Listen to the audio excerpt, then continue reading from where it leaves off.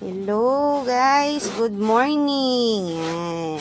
Ako muna ang magvi-video ng daily vlog ng ating boss sa kanyang lettuce at saka pok choy. So ito ngayon ang kanyang 18th day na pok choy. Ang lalaki na at ang tataba. Ayan, oh, ang dadami nila. Oh.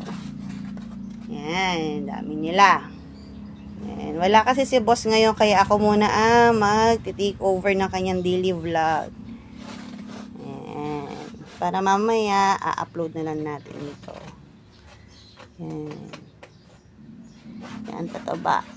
Yan pa yung mga maliliit na seedlings. Sila naman yung kasunod nitong mga pok choy natin na 18th day. Ayan, tataba din. Yan sila. Madami pa to sa likod. Hindi lang ako makapunta. Gawa nga na, bit-bit ko si baby boss. Baka hindi kami magkasya dito sa likod. At may masabitan kami. Kaya dito na lang muna kami sa gilid.